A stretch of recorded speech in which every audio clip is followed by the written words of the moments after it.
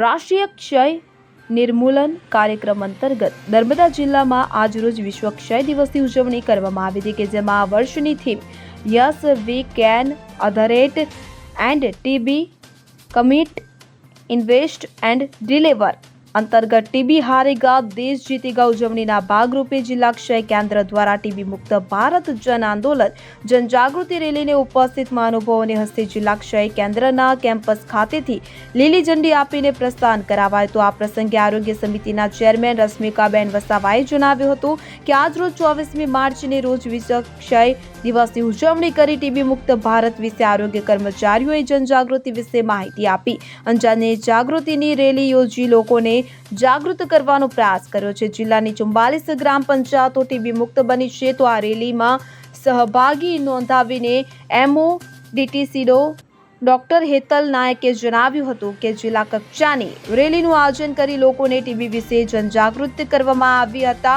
અને રેલી જિલ્લા ક્ષય કેન્દ્ર નર્મદા જૂની સિવિલ હોસ્પિટલ કેમ્પસ ખાતેથી પ્રારંભ કરી સફેદ ટાવર સંતોષ ચોકડી તાલુકા આરોગ્ય કચેરી ટેકરા ફળિયા રાજપીપળા ખાતે પૂર્ણ થઈ હતી। આ રેલીમાં નર્સિંગ કોલેજના તાલીમાર્થીઓ આરોગ્ય કર્મીઓ મોટી સંખ્યામાં જોડાઈને વિવિધ સ્લોગનોના ઉચ્ચારણ અને પ્લેકાર્ડ બેનર સાથે ટીબી જાગૃતિનો સંદેશ આપ્યો હતો। આ દરમિયાન ટીબી બિરસા મુંડા નર્સિંગ કોલેજના વિદ્યાર્થીઓ દ્વારા ટીબી મુક્ત ભારત અંગે નાટક પણ રજૂ કરવામાં આવ્યું હતું। આજરોજ વિશ્વ ક્ષય રોગ દિવસ ઉજવવામાં આવ્યો અને ટીબી મુક્ત ભારત વિશે આરોગ્ય કર્મચારીઓ માહિતી આપી અને જનજાગૃતિ માટે આ રેલીનું આયોજન કરવામાં આવ્યું છે।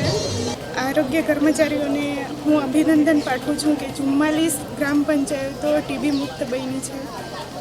સૌને અભિનંદન।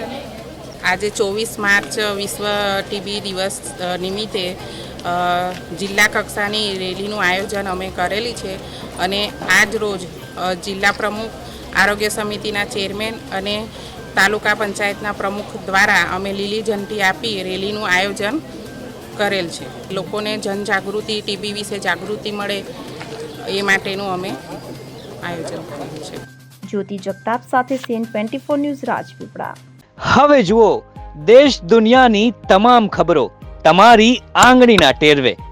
ઉઠાવો મોબાઈલ અને Google Play Store પરથી ડાઉનલોડ કરો અમારી CN24 ન્યૂઝ મોબાઈલ એપ।